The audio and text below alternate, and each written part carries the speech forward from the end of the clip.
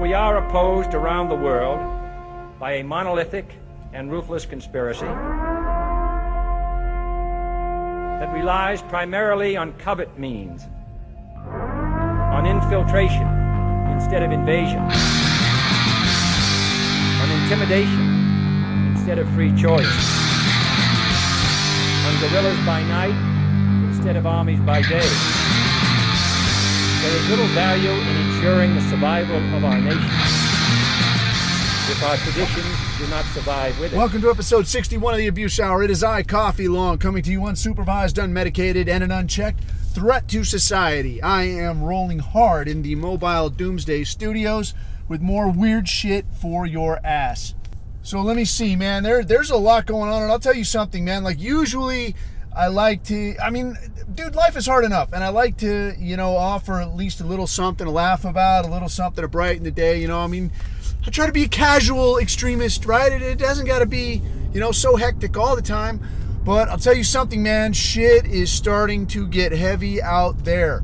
So I want to talk about a little bit of what's going on out there with some of the shit that's just kicking off overseas around the world on the international scene.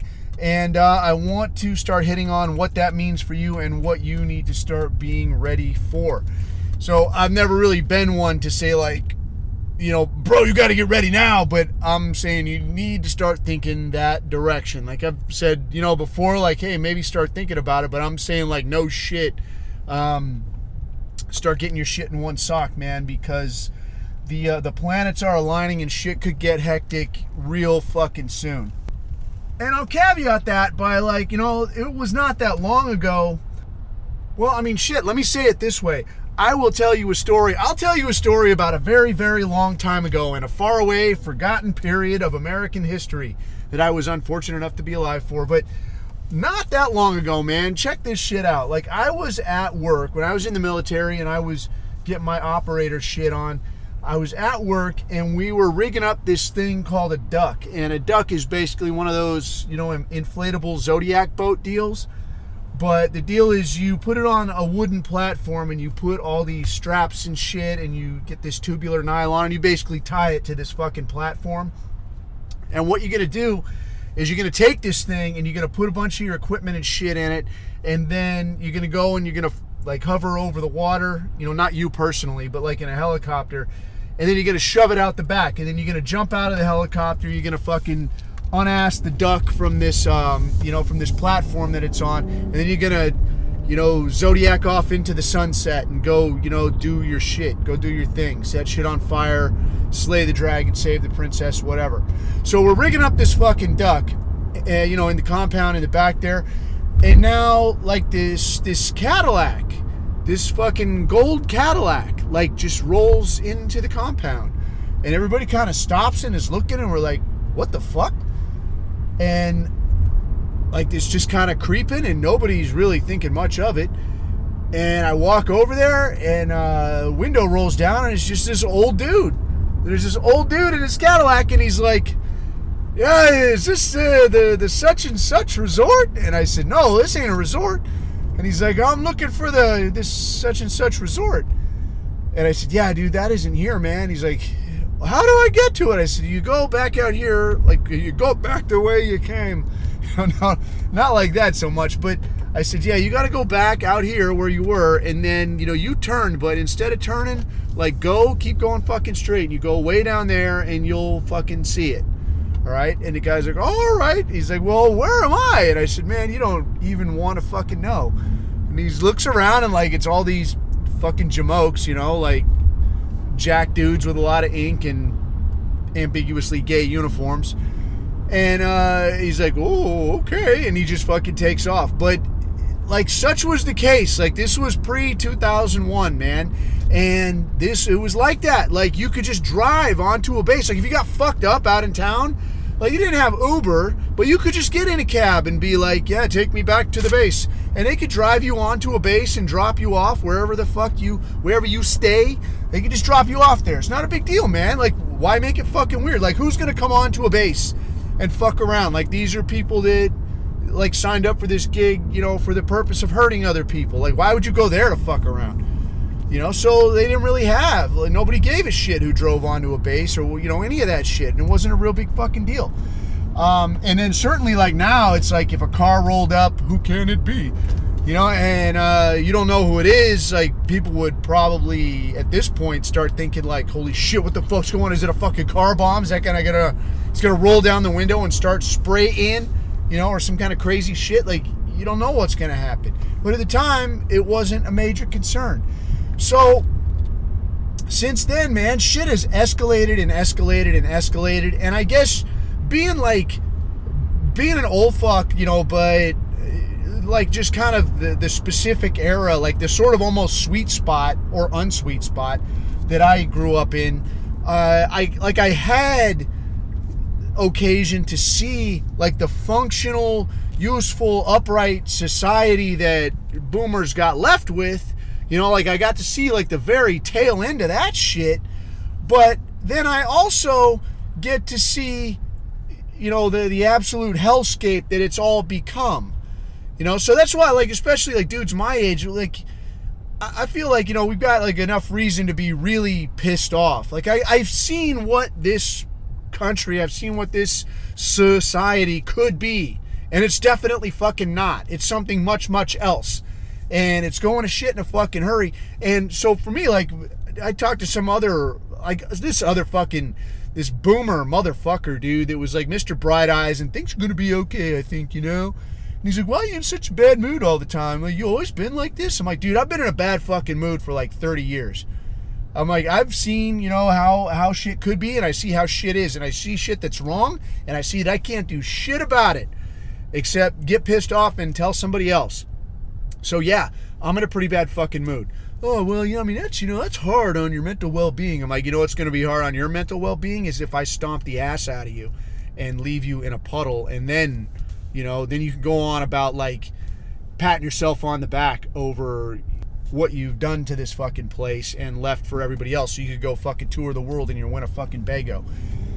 Anyway, I digress, man. So looking at the situation as it is, man, like I know probably, and I can't remember if I mentioned last time, but a lot of cats will be like, dude, why always with the harping on the shit that goes on other places, like a lot of this big picture shit. And I'll tell you, dude, like a lot of us have talked about, like the Weimar Germany shit, right? Weimar problems, Weimar solutions. But if you didn't have an understanding at the time, like if you were there in like 1920s, 30s Germany, if you had an understanding of like, dude, there's bad shit happening, I could see this going very, very pear-shaped. Probably people who looked at it like that were like, yeah, fuck this. I'm gonna plan ahead. I'm gonna get the fuck out of here, or I'm gonna save my nickels, or I'm gonna put my fucking Deutschmarks somewhere else so that they, because they're gonna become worthless, because look at how this shit is going. If you have a broad understanding of what's going on, then you're gonna understand how it translates to you. All right, so to me, it's not so much like just howling about some shit I can't do anything about. It's howling about like, look at what's coming down the pipe, man. If there are adjustments to be made, and we are getting closer and closer to this situation where it's like, yeah, there are very definite adjustments that you're going to need to make to stay in one piece. So we can start steering that direction. Like there's still some wiggle room. Like, dude, cooler heads could prevail. Like I said that to somebody just the other day. Like, cooler heads could prevail. And there could be somebody that's like, you know what, dude, this isn't going to fucking end well. We need to just back off of this shit. Let's fucking reel it in a little. Let's be fucking sensible.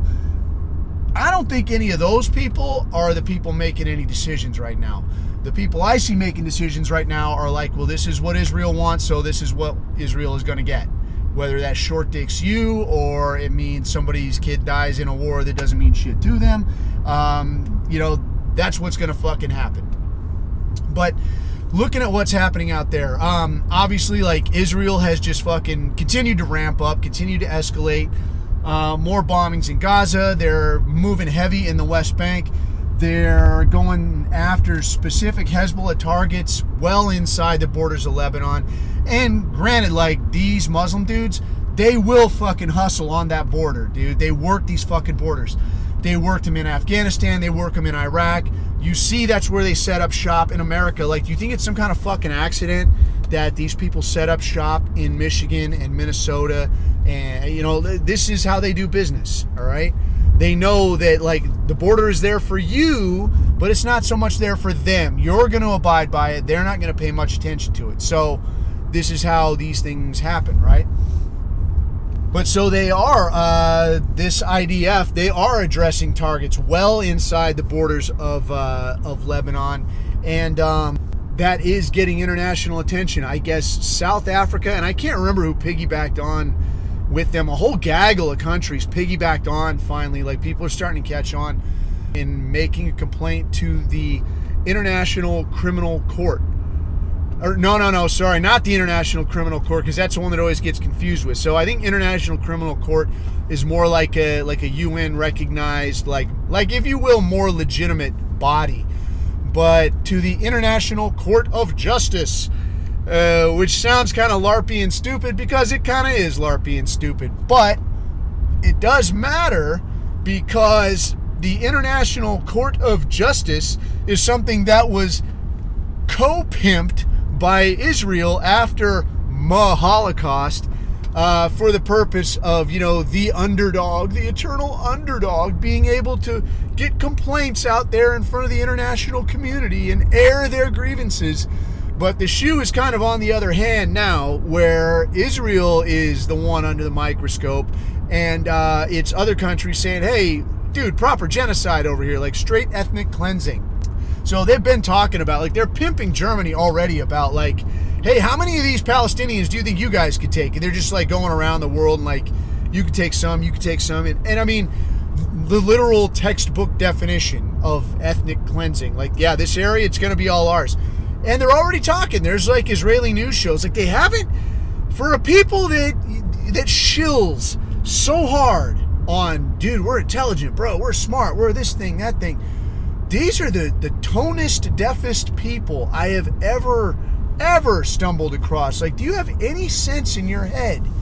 Like, why would you start talking while people are already starting to notice that, like, hey, you know, this looks a lot like ethnic cleansing.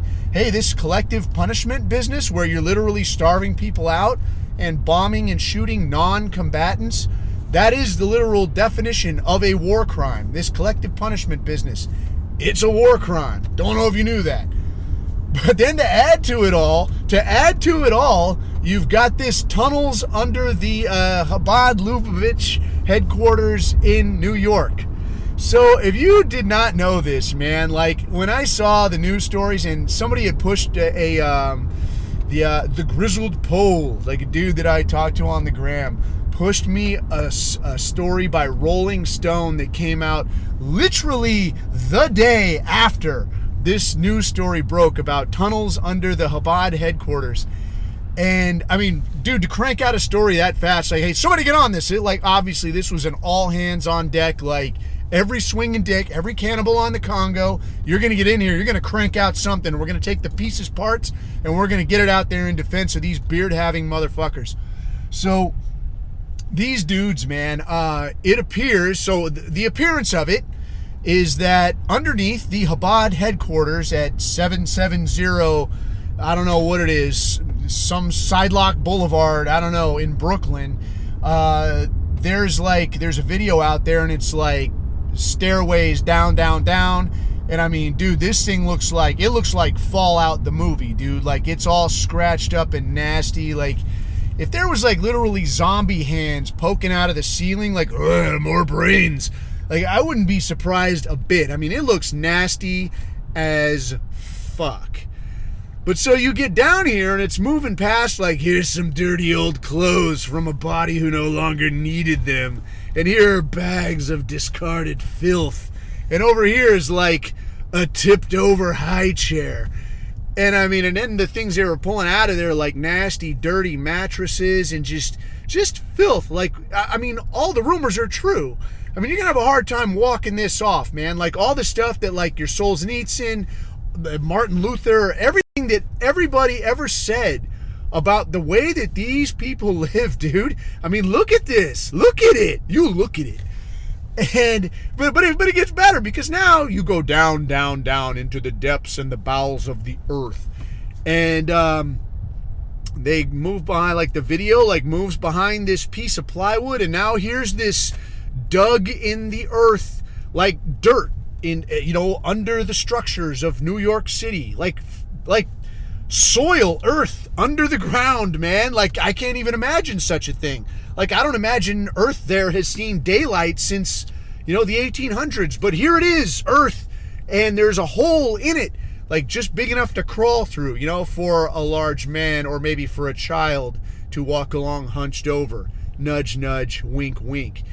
So they've got this hole then, and it doesn't say where it goes, you know, but there has been footage now of like the gentleman in the black hat and the beard, you know, with that certainly orthodox looking getup, coming out of this, I don't know what you call it, like sewer grate that's sawed open. And, you know, it's behind one of those free pink newspaper stands, you know, here, come here, take a porno mag or whatever.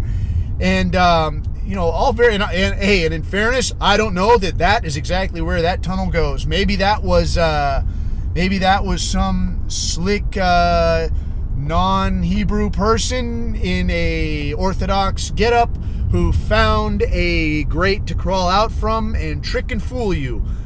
Anything is possible, but usually when anything is possible, the obvious thing is what's most possible. And the most obvious thing that's possible is that hole in the grate is what connects to that earthen tunnel under the earth.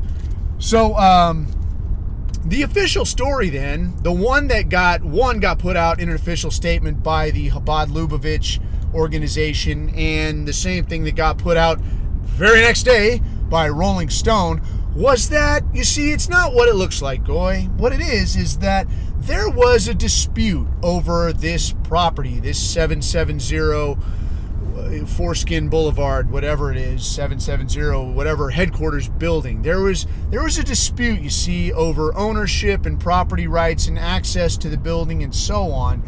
And based on that dispute, some parties, whoever the party was that lost access, decided to try to maintain access, you see, and the way that they did that was just by digging a hole.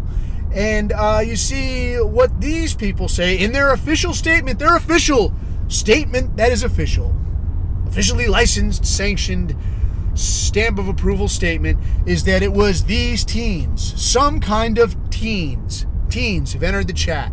Teens could be here, he thought. I hate teens, right? As the Manischewitz pulsated through his coarse veins and Hava Nagila blared over the radio. So, now they're saying that like teens, you know, these darn rascals, and they're describing it as like an act of vandalism. And I will tell you, man, to your average urbanite, you know, street dweller type, you might hear this statement and think like, you know, I don't know, maybe it's like somebody wanted access and they, you know, just thought they'd just dig under the fence type thing, and I'll get in here one way or the other. You can't stop me. I'm going to throw bullshit on that. And here's why. Like a lot of these things, like a lot of these fish stories that you hear from the side-locked community, like 6 million stories you've heard time and time again before, once you actually think through the logistics of this, you start to see where what you're saying is bullshit, all right? This particular bullshit story, if you think this thing through, all right? If you think this thing through, what you think of is like, think of this, dude. Like, say that you decide that I'm going to dig a tunnel from, like, even fucking my house to the house over there.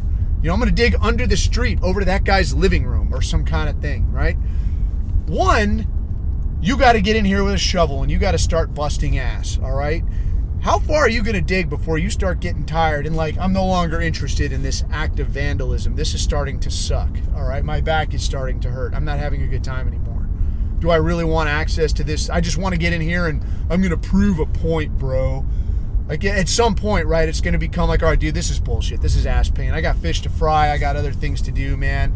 I got rent to pay. I'm going to take a pass on the on big dig exercise, all right? And maybe I'll pick this up at another time. So one guy, two guys, maybe three guys, this becomes like, yeah, dude, I'm not doing this anymore. This is just kind of lame. But two, apart from the time consumption and the ass pain, is the simple logistics of like, how do you know where the fuck you're going? All right?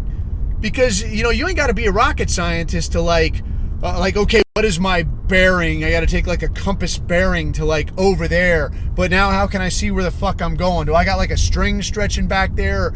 How much longer am I going to have? I'm going to dig all these extra miles because I'm bobbing and weaving and wiggling and moving and going every which damn way because I don't actually know where the fuck I'm going. And, I'm just spending my life digging away out here. So you're going to have some level of planning. Now, once you start this actual digging process, now you're going to have to get rid of all that dirt because you understand, right, where that tunnel is? Just like a donut, right? Get it? Like the donut hole. That's a part that used to fucking be there and now it's not. Okay? So just like Operation Donut Hole here. Where are you going to put all this dirt, Hebrew? Right? So you're digging. You're going to have to cart all that dirt out of there and put it somewhere. Now, I ain't no rocket scientist, but I do feel like if you were pulling dirt up from some, sewer grate on the sidewalk in Brooklyn, at some point, somebody is going to walk over there and be like, hey, what are you doing over here exactly? Right? Because, this ain't going to be a quick operation. You ain't going to knock this out, over a weekend or at night while nobody's looking. Like, there's going to be some ass pain involved. You're pulling up buckets and buckets and buckets. All right, this is not going to be over quick. You're not going to enjoy this. All right, so you're hustling out all this dirt. Hey, what would probably happen easier is if you were pulling it out through the other end, through 777, Sidelock Boulevard, and carting it away that way. That's a more reasonable possibility, don't you think? I'm inclined to think that's probably more like what happened. Because that's the way that they were going to try to fill it in with cement, right? They weren't talking about like some Hebrews out here at the side of the road, like, yeah, we're gonna wall this thing up. No, they're just gonna leave that. No, what they were doing was, no, we're gonna get cement in here inside this building, which is how attention got drawn to it, and we're gonna fill it in with cement from this end. They didn't complain to the city. They didn't complain to the cops. They're like, hey, these guys, somebody did this. Can somebody patch this up? Like that shit out there on the sidewalk, that's not my property. I can't just go filling things in with cement, out here by the sidewalk. I'm going to need help to do this. Can somebody address the guilty parties here? Can somebody round up the perpetrators?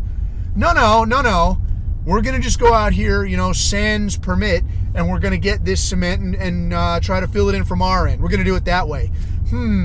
Does that smack of trying to maintain a low profile, maybe not wanting people to see what's going on? So, where you could have just said, like the smart money, I think, might have been, because look at this. The video of this is it's filth, dude. The smart money, I think, would have been that, like, people have been using this for storage or hiding refugees or this kind of shit for decades. We just came across it. We decided that we needed to do something about it. And I don't know, we thought the permits got filed. Somebody fucked up. It's, I apologize. We'll try to get it straightened out. That would have been the smart money to me. But instead, you took this approach that like, well, yeah, there was a crime committed, but it wasn't us. We didn't commit the crime. Oh, well, wait a minute. Who said anything about crime? All I see is a hole in the earth. But you immediately shift to like, well, yeah, no, there was a crime here and it was vandalism and we're going to go ahead and fill it in from our end. Well, wait. Why didn't you call anybody? Why didn't you say anything? What about the hole that's out there by the sidewalk for people to fall into? What about that? You gonna say anything? No. We'd rather people just don't know about it. We'd like to keep it secret. We're going to throw furniture and do that big weird hustling, scurrying, tossing of furniture thing that they do. Dude, the Rausnamen that they that they are famed for and try so hard to resist, do they not resemble dieses Judenraus? Yeah? Look at them go. Look at them scurry the way they move around. They've earned it, man. But so yeah, like it couldn't have come at a worse time. You could have not fucked this up at a worse time. So we really, all of this talk about, oh, we're so smart, you understand, we really run things, we really have a tight handle, we run a tight ship here, not really. So moving along then, what you see though, that is its own thing, and how that shakes out, dude, I have no doubt that it will evaporate in literally no time. It will just go the way of the dodo, and you'll probably never hear anything about it again. Like Jonathan Greenblatt has actually already come out and piggybacked on top of this thing to say that, like, oh yeah, this is just an example of people trying to single out this community and accuse them of the long-standing insanity of accusations of human sacrifice and human trafficking and organ trafficking. And I'm like, who said anything about that? Who said anything about human trafficking or human sacrifice? What are you getting at, friend? I didn't hear anybody say that. I saw, like, and whether people were thinking it, and perhaps rightly so, I didn't hear anybody say that. Like, you said that. It's like you come home and you see a friend of yours, like, dipping out the side door at your house, and you're like, hey, what are you doing? And he's like, not fucking your wife. Like, wait, what? It's just fucking madness, dude. I mean, help me help you. But anyway, I digress, man. So, this thing just is what it is, but it's definitely gonna definitely stack on top of the other assorted goyim knowing, because this business in the Middle East is compounding yet again, whereby I guess just last night, whatever the fuck day it was, I don't know what day it is, but within the last 24 hours of me recording this, there was a U.S.-UK joint effort to launch strikes against Houthi targets inside the country of Yemen. So exactly what went on or how they chose these targets, I do not know. I couldn't find anything about it. The Yemeni, like, press people or what the fuck ever, they're saying that 5 people were killed, and they're saying, like, a minimal amount of equipment was damaged. I don't know nothing about that. I could imagine that at least some level, maybe they have this shit strung around. Maybe they have it deposited different places in case of this kind of thing. I do not know. It is very hard to say.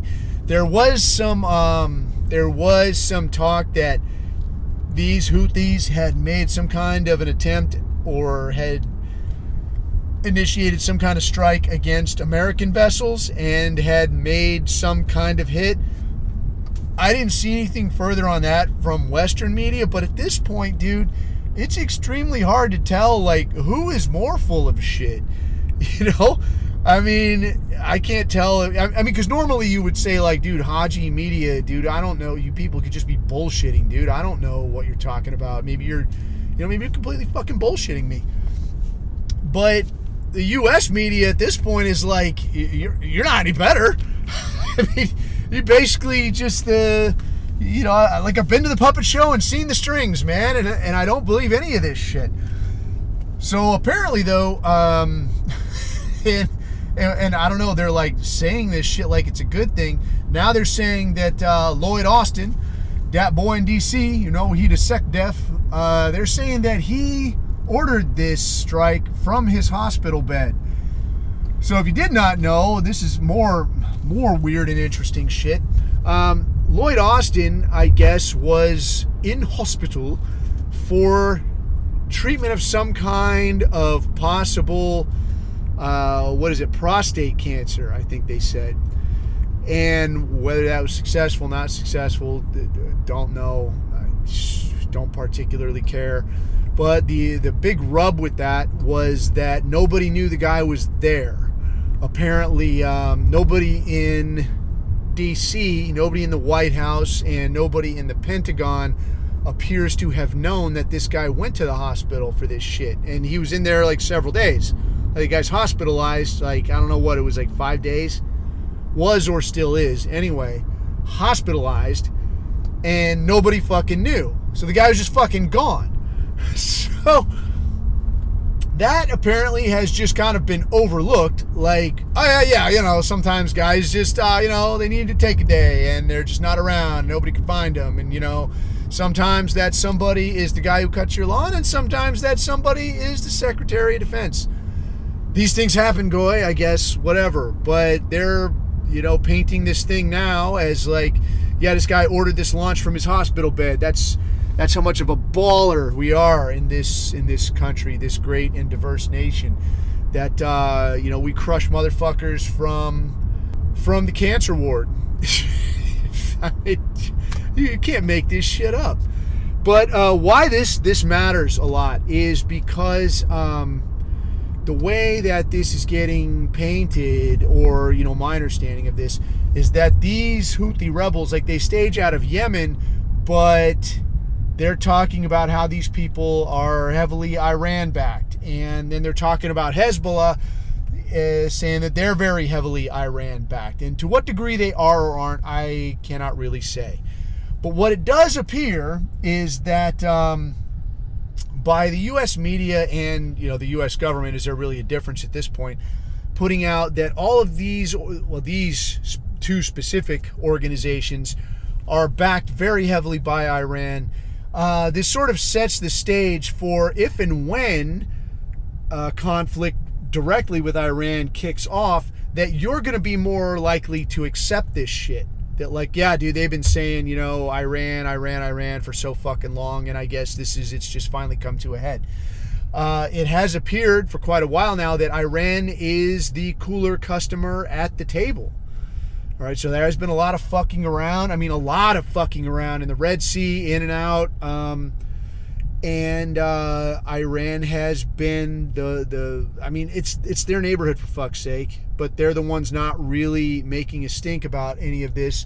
And of course, you don't see anything really from Saudi because they want a seat at the table. You don't see anything from UAE because they're just in it for the shekels. Yemen and like Egypt is paid off. Yemen, I mean, they just don't, it is what it is, dude. They, as a country, don't really have the firepower to go toe to toe. But what the U.S. and more specifically Israel clearly wants is that conflict with Iran. So that says a lot about the ramping up here. So, to sort of draw a parallel, I mean, the big concern here is these Houthi rebels attacking merchant vessels that are connected to Israel. Okay, so yeah, like you're hurting commerce. Oh my God, the commerce, the money, the prices, the shekels. Okay, so far as I was aware, there's been no like, yeah, they sank this ship, they killed these merchant mariners. Nothing like that has gone on. But now, if you will look at like how many illegals coming over the U.S. southern border have killed American citizens. How much has that driven down the cost of labor? How many British girls have been raped or murdered by people by hostile Muslim immigrants in that country? I mean, that's a straight question, dude. That just is what it fucking is. How many no-go zones do you have in those countries? And yet, there is no military action. There is no putting of the foot down. There is no, all right, motherfucker, that's enough. There's no drawing of a line in the sand of like, I fucking had it. We're going to set this straight. You don't do this shit to these people. No, man, no. There's nothing like that. There's only like, oh, bro, it is what it is. It's part and parcel. And you're getting that because, like, the mayor of London is what? A Pakistani. All right? So many of these Britbong Island mayors, members, parliament, all of this shit, they are of these communities from which these aggressive persons hail. Yes, we have the same shit in the States where Christ, look at Minnesota. Like, Minnesota's new state flag looks like a spin-off of the Somalia flag. You take a look at it. Look up the new Minnesota state flag. All right? It's the same colors. The green, the white, the blue, even the same shades of these colors. It's a spin-off of the Somalian flag. But in spite of these hostilities, in spite of the shit that these people pull, in spite of the very, very negative effect on the society that you, American citizen, live in, there is not going to be any kind of strike. There's not going to be any kind of decisive action. There's not going to be any kind of putting the foot down from the hospital bed. I don't care if I have ash cancer. I'm going to fix this shit yesterday. Nothing of the sort is going to happen. Fuck you, dude. Gut it out. Go get 2 jobs then if you don't like it. Move if you don't like it. You hear that, right? Start your own internet if you don't like it. That's what you get. But Israeli mercantile, what do they get? They get missile strikes on some country on the other side of the fucking world. And not because you absolutely cannot get to there from here, but because you're just going to have to go the long way around. So, just so you know then, that's where you stand, man. You fall way, way, way like a distant second to Israeli mercantilism, to predatory capitalism. That's where you fall out, all right? American citizen, British citizen. So you can see there where the priorities lie. So why this is kind of relevant is there's such a big fucking rush, right? If it feels like there's a fucking rush, it's because there fucking is. There's a very good chance, like how many people, like how many protests, how many fucking riots, even these fuckstick, you know, when I'm fucking agreeing with Antifa fucks, even though I don't agree with the way that they want to, why always blocking traffic? What the fuck is it with these people in traffic? Yes, but blocking traffic to make their points. Hey man, stop blowing up these fucking Palestinians. It's not cool. Yeah, I agree with that.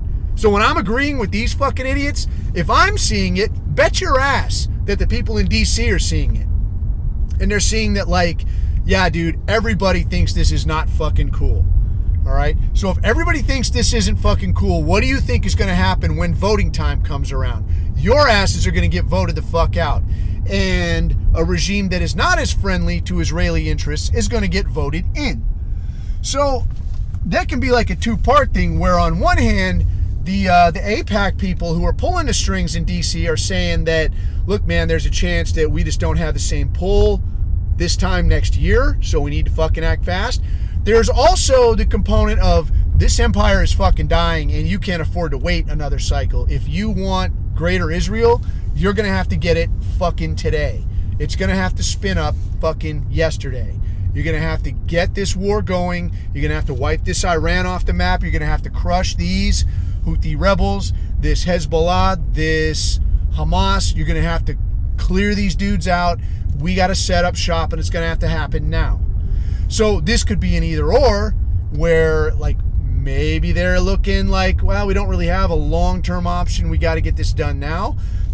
They could also be looking at, we got to get it done now because America's not going to be an option for us, you know, past the next 4 years because they're going to be so weak.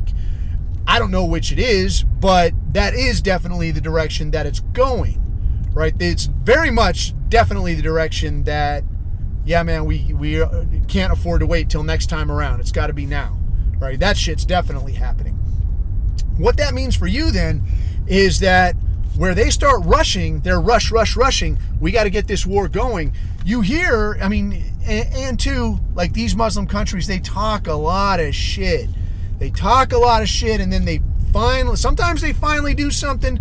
Sometimes they don't talk at all and then they do something. But, you know, it's very fucking unpredictable. It's hard to say, like, when are you going to actually fucking do something? But they are talking right now. And they are talking about this aggression will not stand, man. Like this line in the sand, man. Like they are not fucking cool with this. Why that is a problem specifically is because Border Patrol in the States is seeing unfucking precedented record numbers of what they're calling encounters, which is like, yeah, this is the number of people that we're running into. But if they're getting wrapped up fucking around with somebody way more often than they usually are, that means they're not going to be encountering somebody else, right? So if there's like 10 guys, you know, maybe some of them spend like 1 or 2 hours during each shift encountering someone. There's going to be a saturation point where like, yeah, dude, I'm just constantly on the encounter, right? I go from one fuck stick to the next, all right? And now I'm encountering. But once these guys are all wrapped up and that saturation point is reached, that means that like the free flow behind you is just like there's people going by that you're never even going to fucking see. So what you got to take into account here is that like, yeah, there's going to be a point where like you can't report an increase because there's not enough people to report them.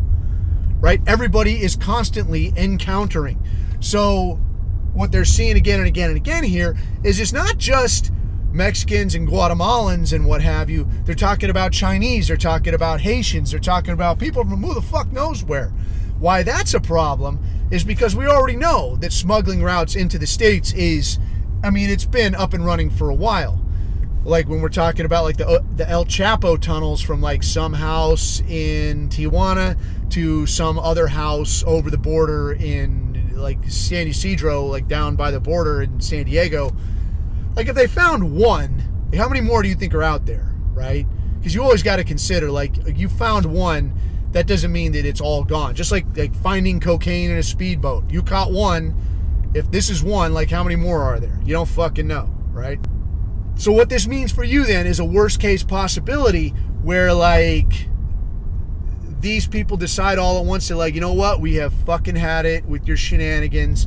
And even worse, that some of the people in power say, yeah, dude, if it does kick off that way, if they do just start spinning up crazy stateside, where like all these Chinese or all of these Haitians or all of who the fuck ever is coming across the border, if they all manage to get themselves armed up, then we're in a situation where like all these people are just running around fucking wild. It's fucking Civil War, fucking Thunderdome, ready, go.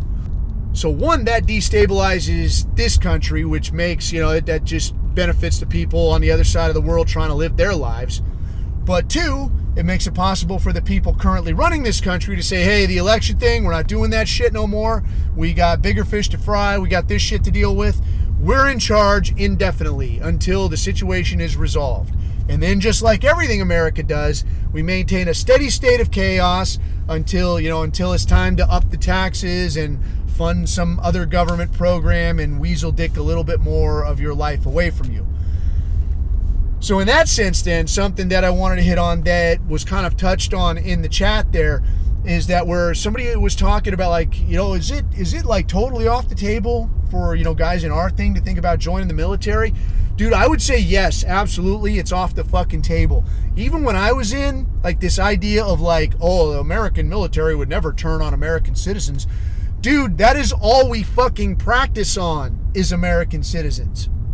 You know, I worked with, I did one training gig when I moved into a teaching role when I'm too old and busted up to be going over the wall. I moved into one instructing role where we had like indigenous speaker, like Arabic speakers to come on target for guys to work on. So like you roll people up and they're like, oh, well, I'm Arafah, you know, and they're doing the whole Arabic thing. And it's a very different flavor, man, because when you go in there against like somebody like, you know, another American and they speak English, this is very fucking different. Like you go in there, they act the way you act. They, you know, they try to hide or they give something away. It's, you know, you're communicating, even if it's non-verbally, like things make more sense. You ask questions, they answer questions. You ask complex questions, they give you complex answers. It's a very different animal. When you got an Arabic speaker or any native speaker, you have to slow this shit way down. And the way that they act, like if they're acting guilty or acting confused or whatever, because they, you know, if you actually went on target and they are actually confused or guilty or pissed off or whatever, it looks different. They behave different than what you expect, and you got to kind of get used to it. But the thing is, though, is that whether it's role players on target or even paper targets in the fucking shoot house or on the range, you know, when you're not just using cheapo silhouettes just to drill, like the shoot, no shoot targets, they're always white people. They are always white people. It could be a kid with a skateboard. It could be a woman with a set of keys. I've mentioned this shit before, dude. All of the shoot, no shoot targets are pictures of white people. There's not like a picture of a black dude walking his dog. There's not a picture of like an Indian woman, you know, with her fucking purse or with a machine gun or some kind of shit. All of those shoot, no shoot targets are white dudes. Then when you do these big targets, like the big time production targets, we're like, okay, it's going to be the big field training exercise. It's going to be like a small town. And there are like towns, I don't want to say where, but there's like towns, like especially in the South, where like an entire town is in on this thing, you know, and they're like part of the exercise. Like the whole town will come out and they're like citizens of, you know, wherever the fuckistan, trash canistan, whatever, and they're in on it. But they ain't fucking actors, so they talk and they act like Americans. But so the end result then is that you, as an American military person, you're training your entire career on Americans. You're training to run against Americans, to round up Americans, to shoot at Americans if they're shooting at you. So this shit of like, oh no, the American military would never do that. Yeah, they fucking will, because that's what they have fucking trained for. Right? So for one, then, should our guys ever join the military? I'll say fuck no, dude. Absolutely not. You don't want to get ordered into a position like that. If you want to, if you want to get hard, you want to become a hard motherfucker, go out there and just do something difficult, man. You can do that shit. Go out there and just fucking put out. You'll get fucking harder just off doing something difficult. If you want to develop your skills, go buy a weapon, get online, get some drills down, get out there and practice, get together with some other guys in our thing, get out to the fucking range, get out to the fucking woods, get out to the desert. Just practice, go through the motions, running and gunning. Move it through your house. Get fucking, dummy guns, water pistols, so you don't look like you're up to no good. And then go around the neighborhood. You can do this shit. I'm just saying you're going to have to be resourceful, because what you don't want to be is part of the machine, all right? So I'm going to cut this a little bit short because I'm starving to death. But if you dig this, you know where to find it, man. And if you want to jump in the chat, you can get over on the Abuse Hour on the Telegram and check it out, hassle some of the guys there. Otherwise, I will talk to you next time. And until then, keep your eyes on the horizon. Keep your neck out of the noose. I am Coffee. These are my takes.